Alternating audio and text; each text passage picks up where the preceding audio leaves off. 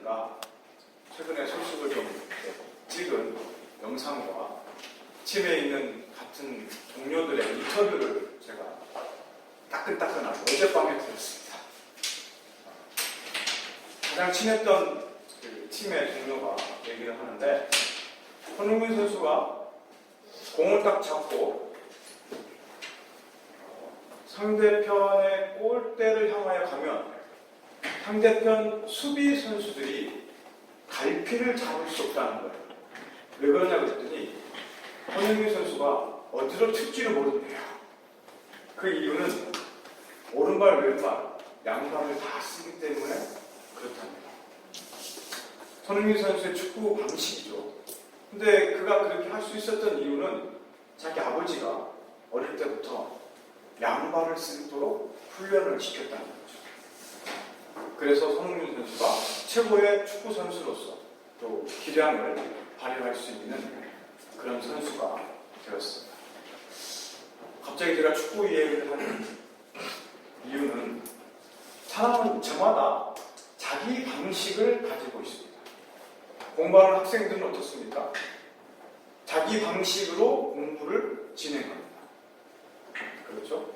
어떤 학생은 날마다 조금씩 예습과 복습을 충실히 잘 감당해서 시험을 보는 학생들이 있고, 어떤 학생들은 시험 기간이 시작되면 집중력으로 나를 새가면서 우리가 이걸 뭐라고 얘기하죠? 벼락치기에 능한 우리 선수들이 있습니다.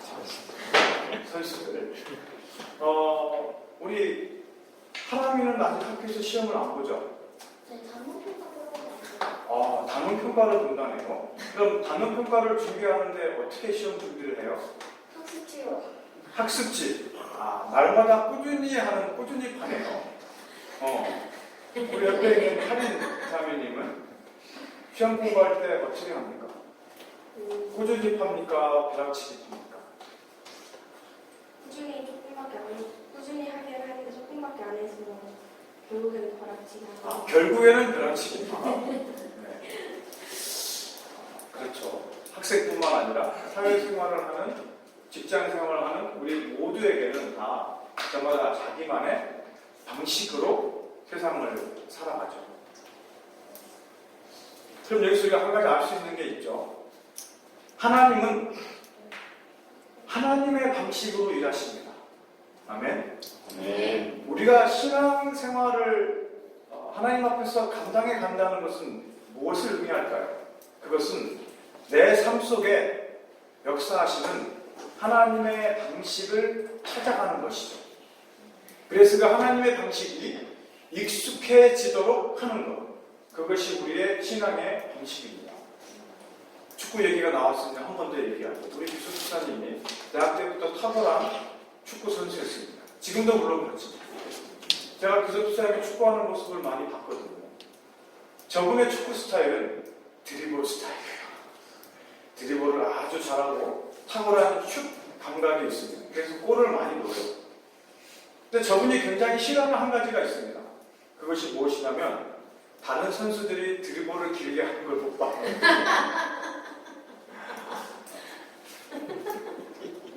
그래서 요즘은 그게 잘 된다고 해요. 자기가 체력이 떨어져서 드리블을 많이 못하니까. 우리의 신앙이 성장하고 성숙해 간다는 비결은 무엇일까요? 그것은 하나님이 일하시는 방식에 우리가 얼마나 더 익숙해지고 있는가 하는 것을 보게 되는 것이죠. 오늘 우리가 읽었던 본문은 우리에게 너무나 익숙한 산상수훈 말씀, 그 중에서도 팔복의 말씀의 일부분입니다. 우리가 이 말씀을 통해서 예수님께서 하나님이 일하시는 방식을 그 백성들에게 어떻게 보여주고 계시는가, 예수님을 통한 하나님의 일하시는 방식이 어떻게 나타나고 있는가를 함께 말씀을 나누고자 합니다. 자, 5장 1절을 보십시오. 예수께서 무리를 보시고 산에 올라가 앉으시니, 지금 예수님의 말씀을 듣는 1차적인 청중들은 누구입니까? 1절에 보니 무리들, 그리고 연이어서 제자들이라고 나오고 있습니다. 우리가 이 산상수훈과 특별히 팔복의 말씀을 무엇이라고 얘기하죠? 왜 이 말씀이 산상수훈이 되었습니까?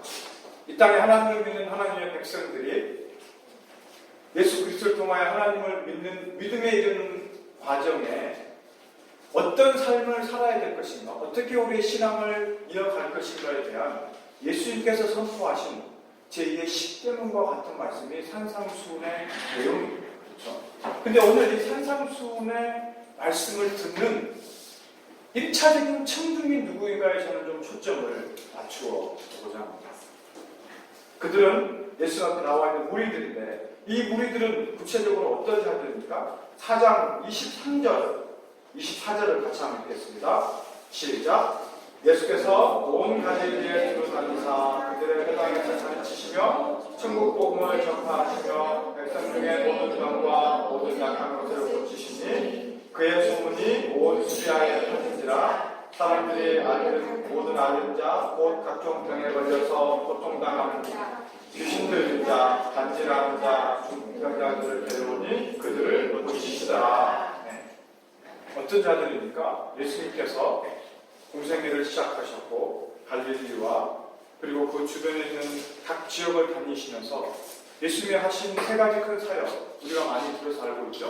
첫 번째는 무엇이죠? 23절을 보니 그들의 회당에서 가르치시며 예수님은 하나님의 말씀을 그들에게 가르치셨고 두 번째는 천국 복음을 전파하셨고 그리고 세 번째는 모든 병과 모든 약한 자들을 고치셨습니다. Teaching, Preaching, Healing 라고 이 세 가지 사역 가운데 수많은 우리들이 예수님을 찾아왔습니다. 그런데 그렇게 찾아온 예수님의 우리들이 어디에서 찾아왔나요? 25절을 보니 갈릴리와 데가볼리와 예루살렘과 유대와 요단강 건너편에서 수많은 무리가 따릅니다. 사실 25절 한 절에는요 단순히 갈릴리 지역에 있는 사람들만이 온 것이 아님을 보여주고 있습니다. 어떤 자들입니까? 갈릴리와 데가볼리는 갈릴리를 중심으로 해서 데카볼리는 갈릴리 지도를 놓고 보면은 동쪽에 있는 지역입니다. 이방인들이 살고 있는 지역이었습니다. 그리고 예루살렘은 어디인가요? 유대의 저 남쪽이죠. 그렇죠? 이스라엘의 남쪽과 유대에 있는 지역. 그리고 요단강 건너편에 있는 사람들까지 예수님의 소문을 듣고 예수님을 찾아온 것이죠. 오늘 우리의 귀를 좀 들어보면 예수께서 서울에서 한강변을 중심으로 수많은 우리들에게 말씀을 가르치시고 천국 복음을 전파하시고 병들고 연약한 자들을 고치셨는데 그 소문이 서울과 경기도와 어디까지 퍼졌어요? 강원도와 더 나아서 전라도와 호남까지 저 경상도까지 소문이 퍼져 그죠?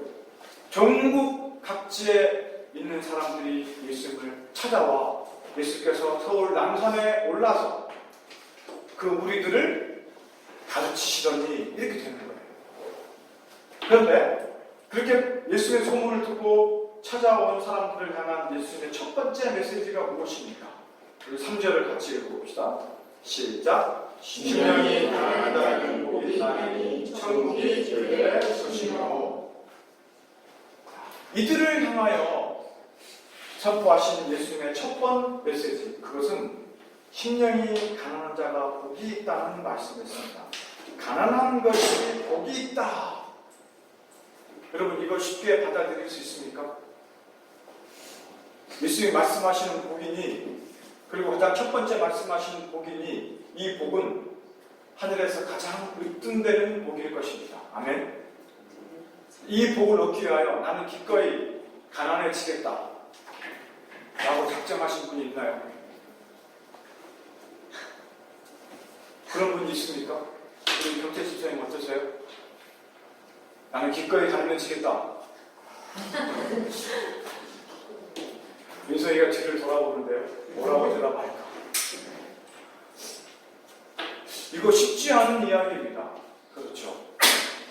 여러분, 가난이라는 것이 무엇입니까? 가난은 부족하고 결핍된 상태가 계속 이어지는 것이 가난입니다. 무엇으로 채워도 채워지지 않는 것. 그래서 먹고 살 길이 막막해져 있는 상태가 가난이죠. 우리가 이렇게 결핍된 상태를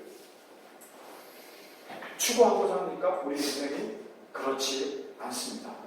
그런데 오늘 예수님은 이 땅에 살아가고 있는 우리의 소유에 많고 적음으로 생기는 가난이 아니라 심령이 가난한 자라고 이야기합니다. 심령이 무엇입니까? 그것은 곧 우리의 마음과 우리의 영혼을 뜻합니다.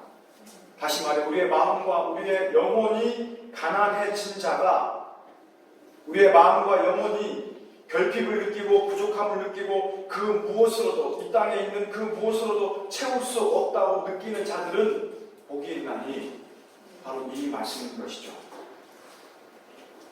예수님 말씀하시는 심령이 가난한 자들은 그러면 어떤 자들일까요? 오늘 우리가 읽었던 마태복음 4장 23절과 5장 전반부에는 심령이 가난한 자들을 세 부류로 살펴볼 수가 있습니다. 우리 24절을 보십시오. 심령이 가난한 자.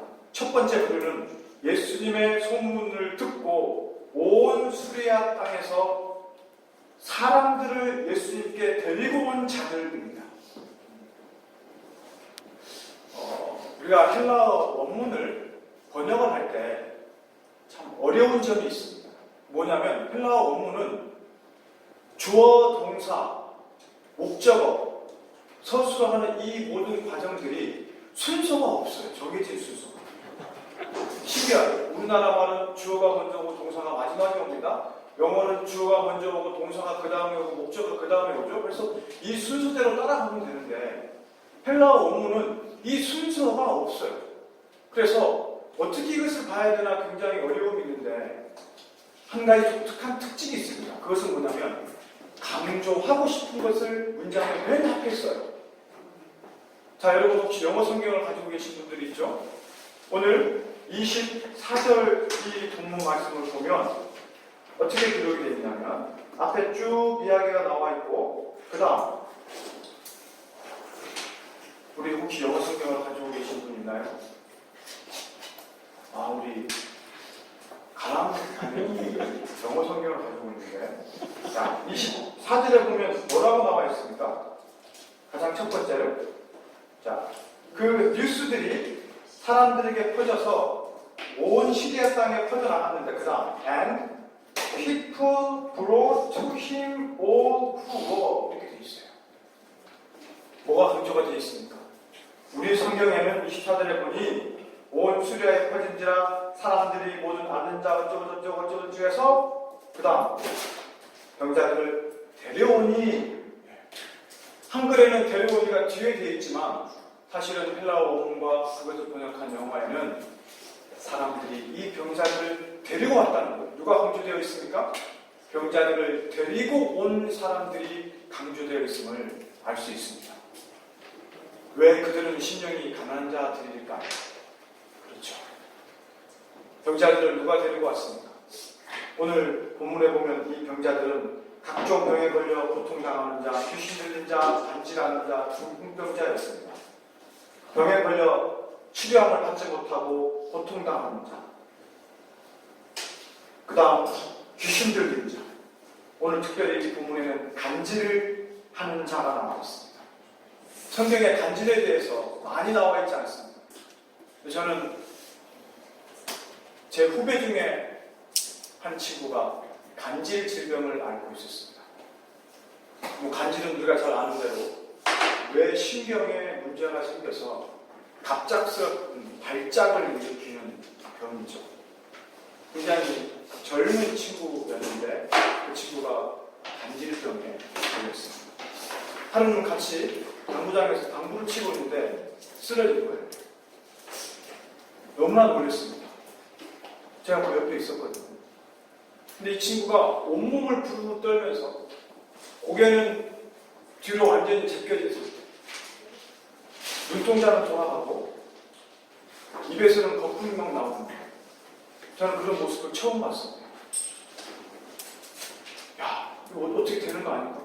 사람들이 119에 신고를 하고 어떻게 할 수 있는 그냥 몸을 주무르면서 있었는데 5분 정도 지나니까 서서히 경직된 모습이 풀리면서 영상으로 돌아옵니다. 근데 그때 처음 그러한 일을 겪고 나서 그 후배에게 물었습니다. 언제부터 이런 일이 있었느냐? 고등학교 때부터 이런 일이 있었대요. 병원을 다니고 뭘 하고 해도 이게 고쳐지지 않았다는 거죠. 근데 그 사실을 처음 알았어요. 나중에 상황을 듣고 보니 제 후배의 부모님은 그런 상황이 생길 때마다 숨이 꼴깍꼴깍 넘어간다고 이야기를 했습니다. 무슨 뜻일까요? 옆에서 그러한 병으로 인하여 고통받고 있는 자녀와 가족들 또는 친구들과 이웃들을 바라보는 그 사람들의 심정이 어땠을까요? 우리 중에 어떤 분들은 가족이 심각한 질병으로 고통당하고 있는 사람들도 있습니다. 저는 저희 부모님이 조금 암으로 소천하시기 때문에 그것을 옆에서 잘 지켜본 사람 중에 한 사람입니다. 우리 교회도 목사님께서 이미 암 진단을 받으신 경험이 있고 또 치료하고 회복해 가시는 과정을 우리가 보고 있지 않습니까? 핵심은 무엇입니까? 고통당하는 자를 바라보는 자. 그를 바라보며 그 어떤 그 무엇으로도 대신할 수 없고 채울 수 없고 해결할 수 없는 그 상황을 지켜보는 자들의 마음. 그들이 어땠을까요? 그 병자들, 그 가족들, 그 이웃들을 데리고 예수님께 왔다는 것입니다. 그들의 마음속에는 무엇이 있었겠습니까? 예수님이 아니면 안 되는 상황. 다시 말해서 예수님을 통하여 하나님의 도우심과 하나님의 일하심이 아니면 안 되는 그 상황을 인식하고 있는 자들. 이런 자들이 바로 주님 앞에 나와 있는 심령이 가난한 자들입니다. 이 땅에서 우리가 취할 수 있는 모든 방법을, 모든 일을 다 했음에도 불구하고 그 결과의 답을 얻지 못했을 때 우리는 궁극적으로 하나님을 찾을 수밖에 없는 것이죠.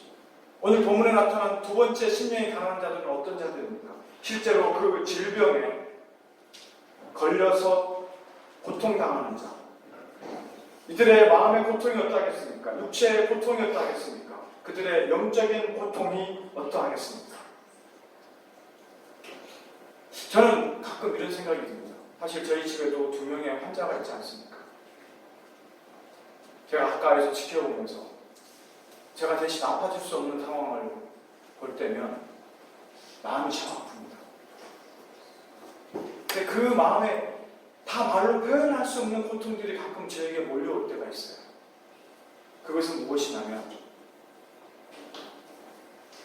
육체와 정신적인 고통을 뛰어넘어 내게 왜 이런 일이 있을까에 대한 풀리지 않는 의문이 있다는 거예요. 그 의문은 하나님 편에서 보여주시는 의문입니다. 그렇지 않습니까? 왜 내게 이런 일이 있어야 되는가?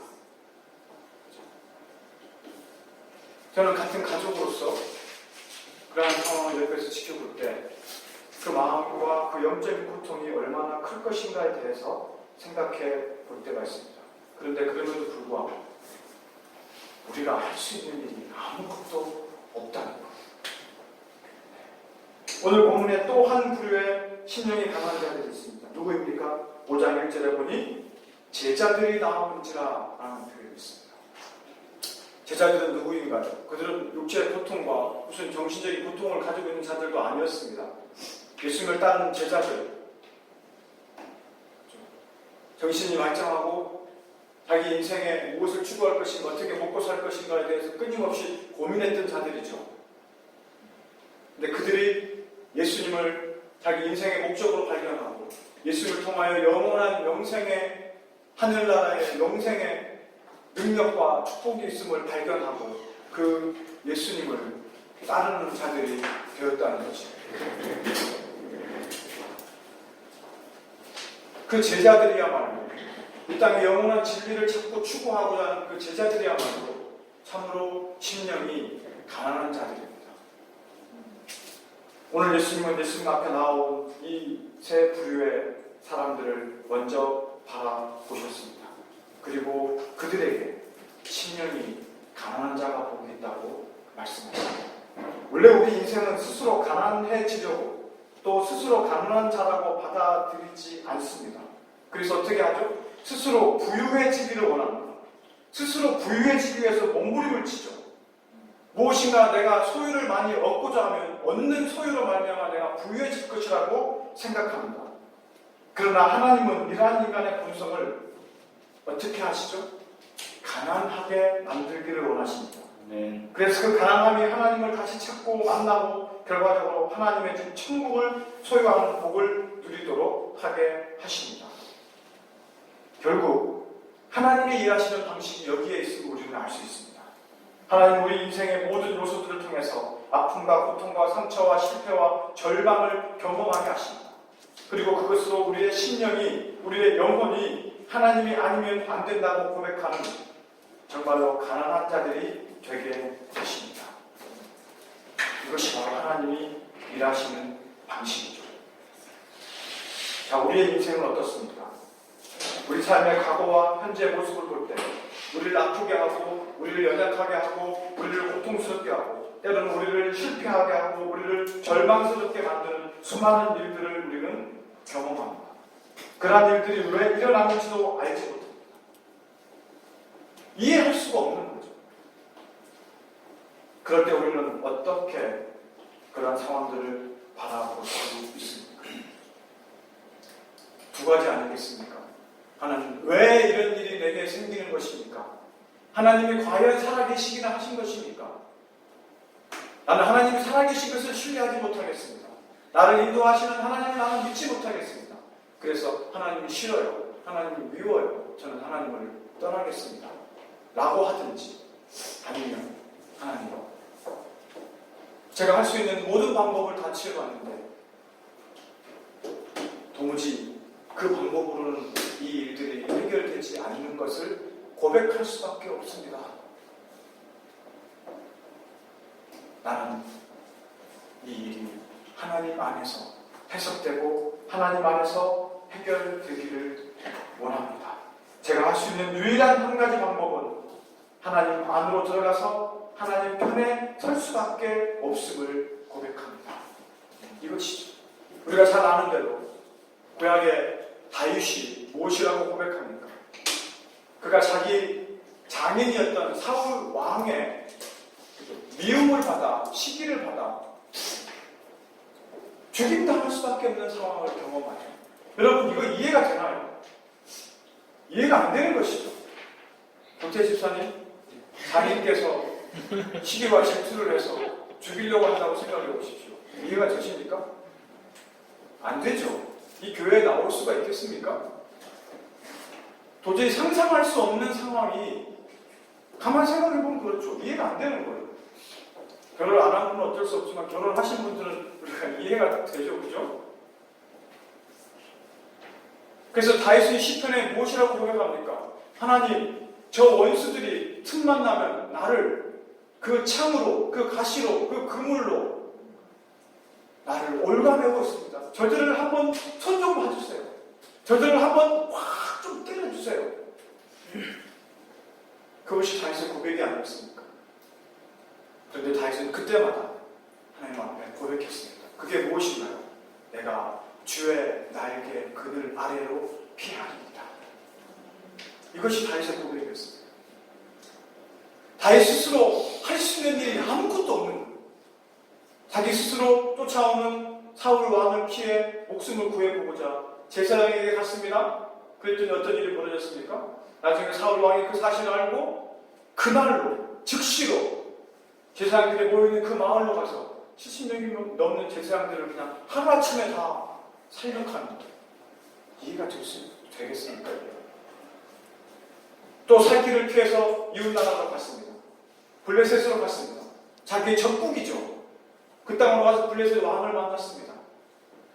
블레셋 왕은 너무 좋았죠. 이야, 골리앗을 쓰러뜨린 저 용사가 나에게 신하가 되겠다고 오는구나. 그러자 블레셋 왕의 신하들이 뭐라고 얘기하죠? 그럴 수 없습니다. 저를 죽여야 합니다. 그때 다윗이 취한 행동이 무엇이었습니까? 문지방에 우리 막 손을 번쩍 들었어. 하나님, 문지방에 침을 바르고 나오실 수가 있어요. 그렇죠. 문지방에 침을 바르고 미친 사람처럼 침을 질질질질 흘리면서, 그것이 다윗의 인생이지 않습니까?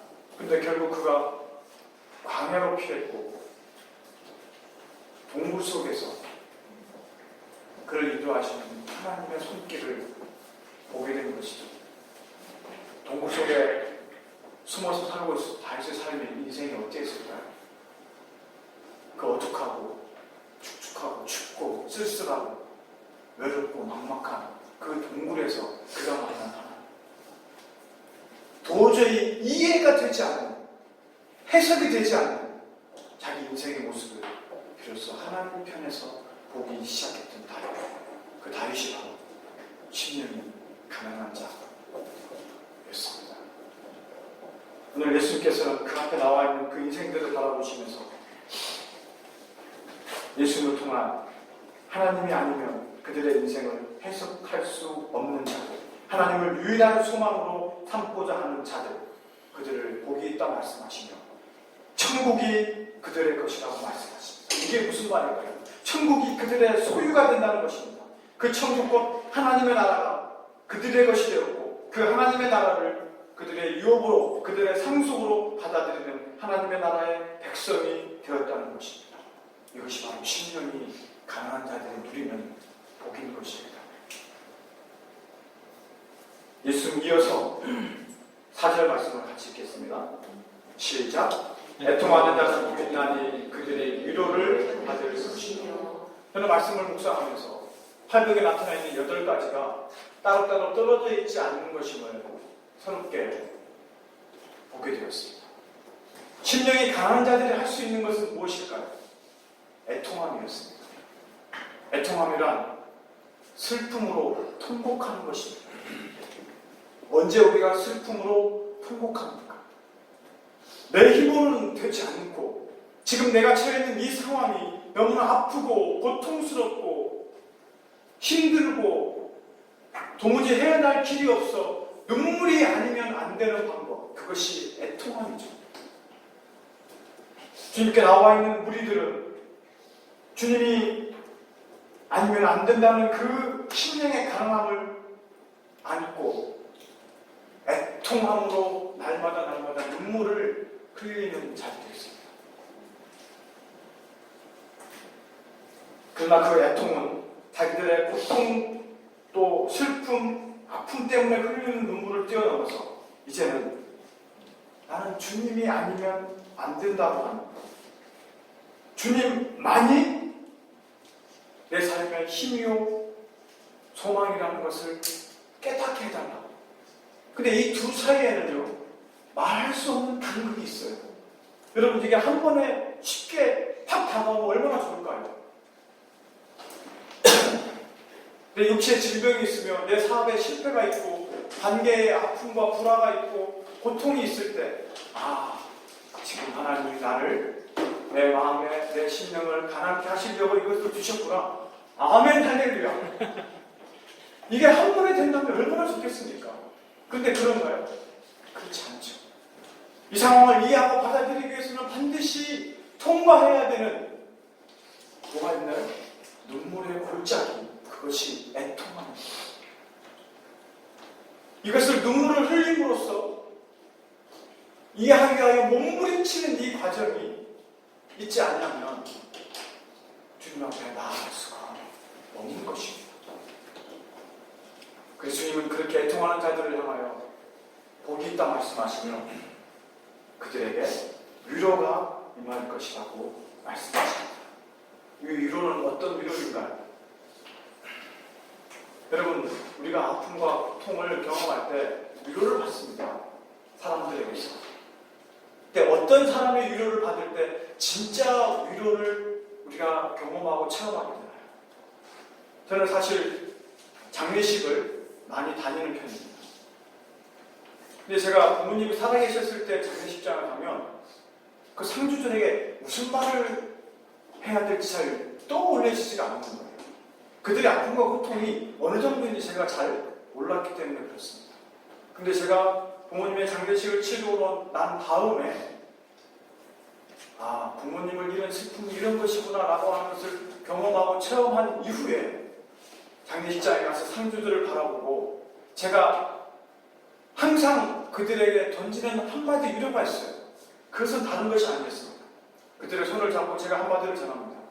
저도 제 부모님의 돌아가셨을 때 장례를 치르고 나보니 제 마음이 말로 표현할 수 없는 아픔과 고통이 있었음을 경험했습니다. 제가 하는 것은 이 한마디뿐이에요. 그런데 제 이 한마디 말을 전해 들은 그들은 그들의 마음에 때로는 눈물을 흘리는 자들이 있더라고요. 무엇입니까?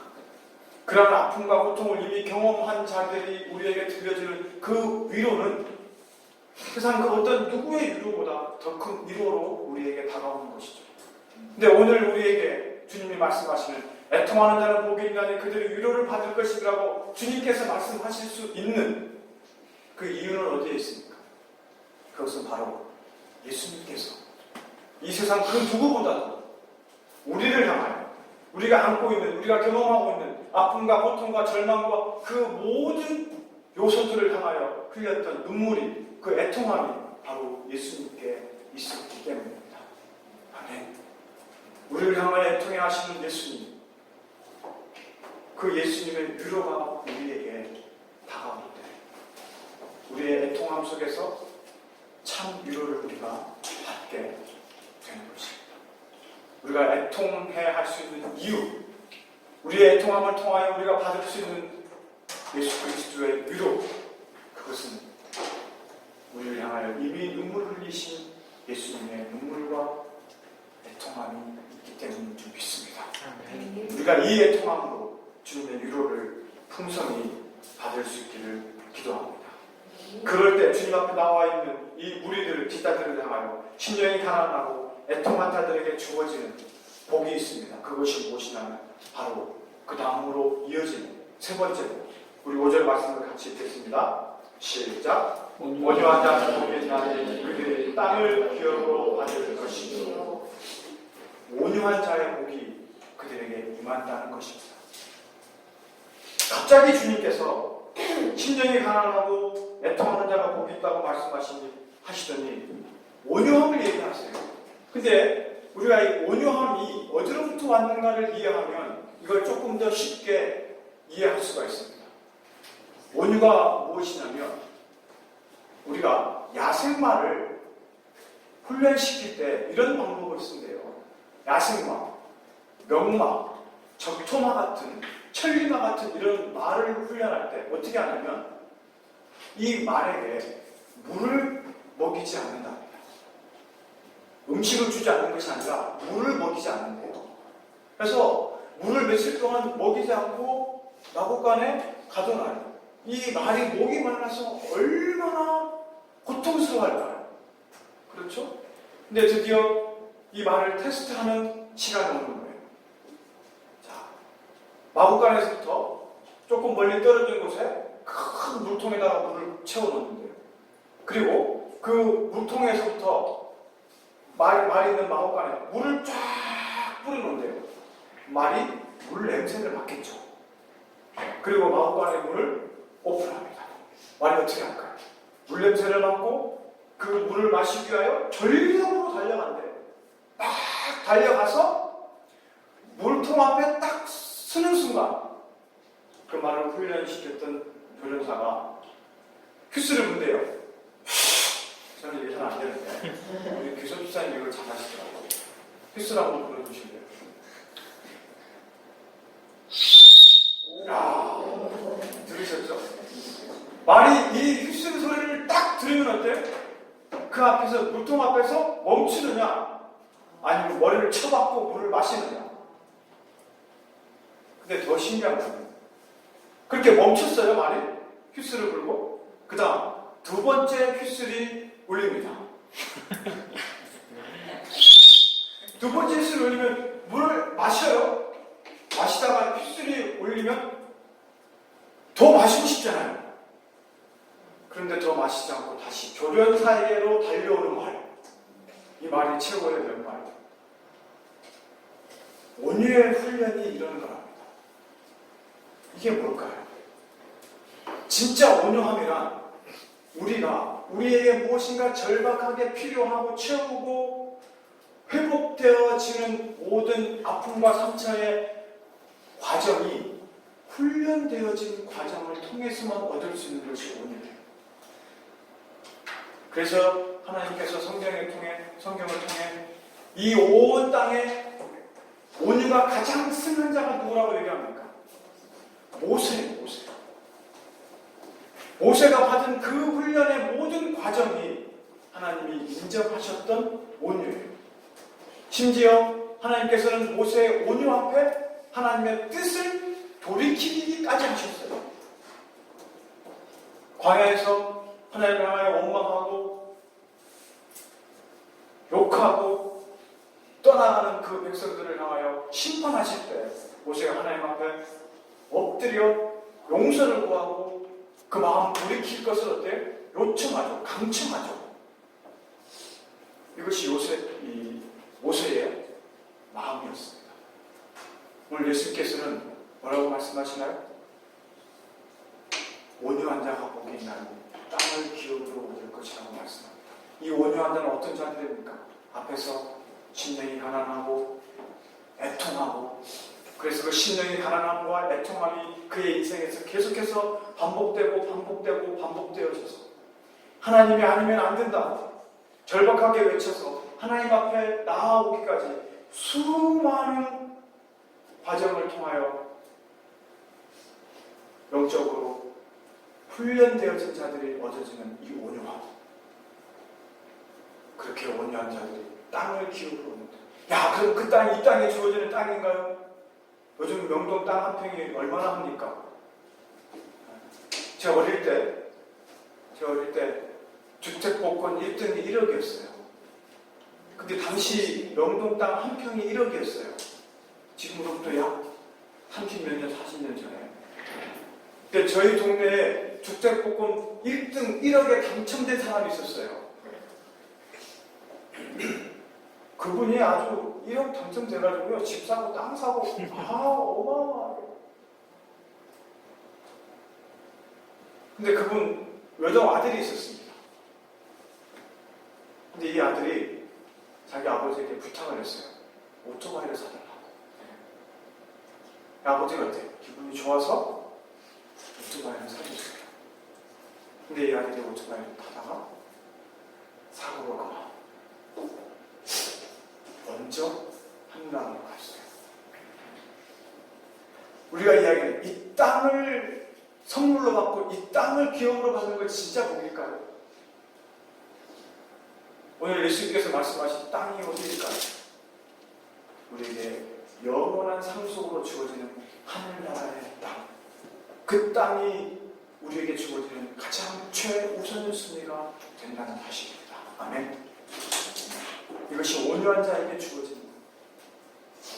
자, 오늘 말씀을 통해서 제가 서두에 말씀드린 것처럼 하나님께서 일하시는 방식, 그것은 무엇입니까? 이 땅에서 우리가 원하고 우리가 취하는 방식은, 그죠? 우리의 소유가 많아지고, 그래서 우리의 슬픔이 사라지고, 이 땅에 진정한 땅이 우리에게 주어지는 유산으로 우리를 채우기를 원해요. 그렇지 않습니까? 그것이 우리가 원하는 방식이에요. 그러나 하나님이 원하시는 방식은 무엇입니까? 그것들이 우리에게 주어질 때 우리는 이 땅에서 부유한 삶을 살 수 있을지는 모르겠으나 하늘나라에서는 가난한 자의 삶을 살 수밖에 없다는 것이죠. 그러나 오늘 예수님 통해서 우리에게 보여주시는 하나님의 방식은 이 땅에서 우리의 가난함을 통하여 하늘나라에 영원한 부유함을 우리에게 주시겠다는 것입니다. 저는 최근에 제가 섬기는 그 캠퍼스의 한 학생 목자의 이야기를 들었어요. 이 학생 목자가 저희 어느 날 찾아와서 너무나 서운한 게 있습니다. 한 2년 반이 됐는데 그동안 한마디도 얘기를 안 해도 나한테 서운한 게 있대요. 뭐가 그렇게 서운합니까? 제가 의아해서 물었습니다. 그랬더니 이 학생 목자가 제가 간사님은 제가 무엇이 가장 절박한 문제인지 알지 못하시나요? 그러더라고요. 그래서 아니 뭐 절박한 문제가 많이 있죠. 근데 이 학생은 중학교 2학년 때 원인을 알 수 없는 병을 얻었습니다. 그 질병으로 인하여 신장, 콩팥의 기능이 점점 약해져. 그 기능이 2.0이 마지노선이래요. 그게 넘어가면 신장 이식을 해야 돼요. 근데 이식을 하면 영원히 가는 게 아니라 10년마다 이식을 받아야 된대요. 이 신장 이식이 쉽겠습니까? 자기 형님이 있는데 자기 형님이 이미 자기에게 신장을 이식해 주기로 마음의 결정을 내린 상태에 있어요. 근데 공교롭게도 이 형제의 아버지는 우리나라 중견 제약회사의 회장님이에요.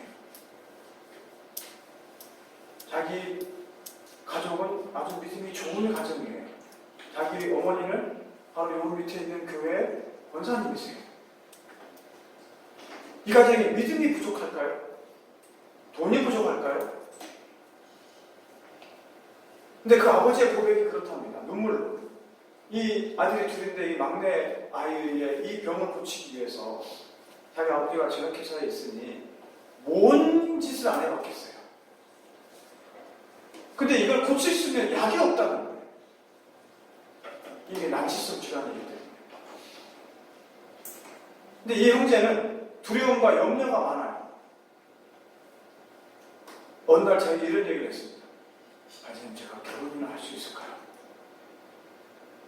제가 이해가 됐어요. 처음에는 이해가 안 됐는데 이해가 됐어요. 언제 이해가 됐을까요?